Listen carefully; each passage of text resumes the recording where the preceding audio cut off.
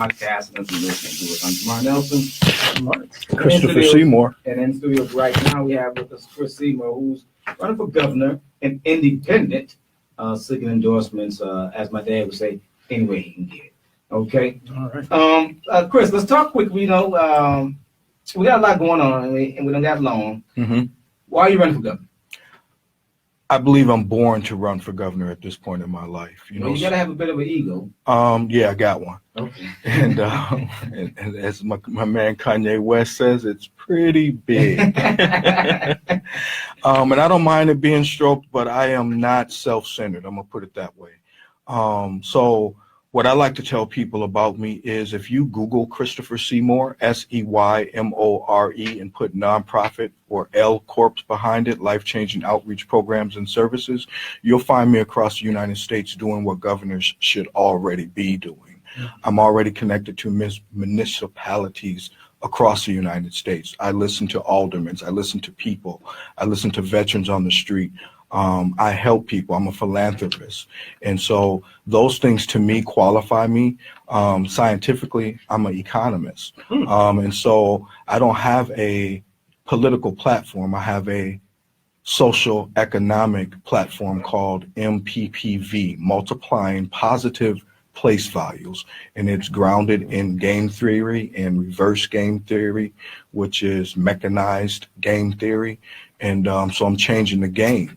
And real talk, this is a game that's taught in college. And so in my first debate with the bigwigs, like I said, one thing I talked about was I am not a politician and I'm not trying to do it the political way. To me, the science of politics is the control of capitalism in the United States. It has nothing to do with governing.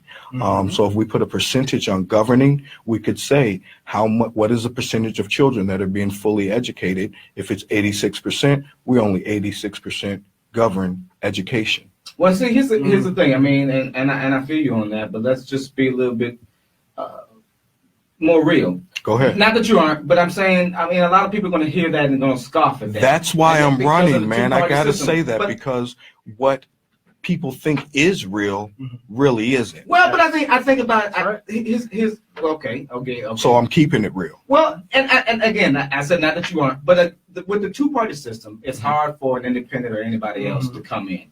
And so I think that it's great to have these ideals, but you're not a Democrat, you're not a Republican. Ask me how. Well, but listen, my question is, how do you get in? You got to have money, and you're not seeking an endorsement from either party. So, I mean, let's be real.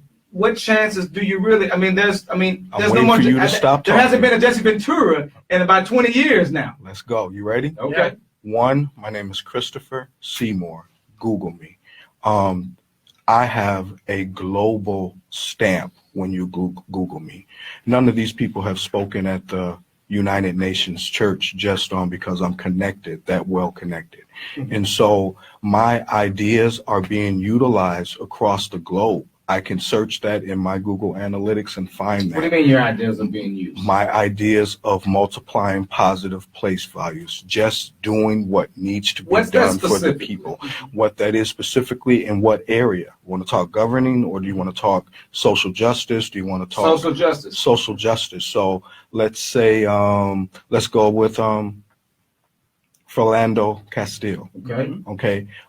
As the governor of Minnesota, I would have opened them doors to the mansion, and them people would still be in there because you would have opened the door. I don't get what you mean. When they were protesting at the governor's mansion, that would have turned into a kumbaya. That would have turned into a jamboree. So it wasn't enough that he went out there and met with the people? No, because number one, the young lady Diamond Reynolds received $800,000 in compensation from the United States of Minnesota, whatever the department, wherever that money came from, for no reason, because the officer that did the shooting was not found guilty of anything.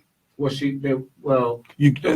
asked me a question. And how does multiplying positive place values roll out? As a governor in social justice in Minnesota, I'd still be riding on that. I would have been there looking over the shoulders of everybody that the law would have allowed me to. anybody that would have got arrested on the But then spot, you get they called- would have then been you get called- let out of jail. Well, come on, Chris. Come on, bro. You asked a Then you- question about Christopher Seymour, Okay. not about who else would run for governor. Okay, well then, but this is why I asked the question. So. Okay. Here's the thing, though. I mean, then you'd be accused. You would be accused of being a racist. No, I didn't say anything about. I didn't even use say the what you word said, black I'm and just saying white. what you I didn't said. use the word race. Bruh.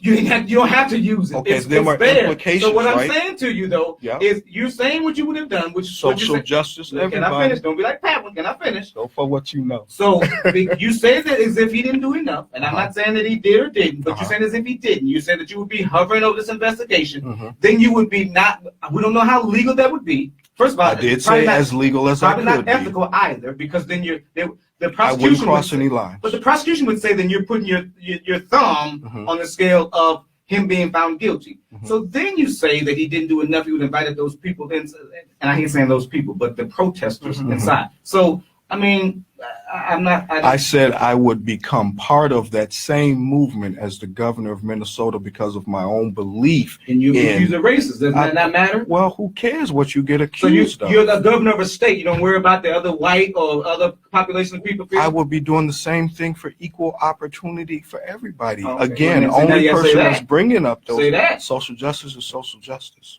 No, because social justice now is how black folks are treated, and But that's not what we're taught in college.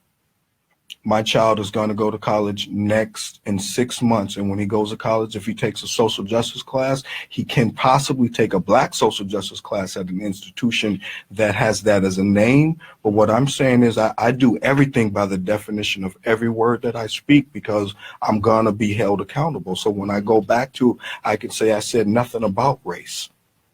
I said social justice in my brand new way, you don't have science to, we don't have to, of but multiplying race, positive especially place values. in a state like this, is there. Yeah. Economically, you spoke.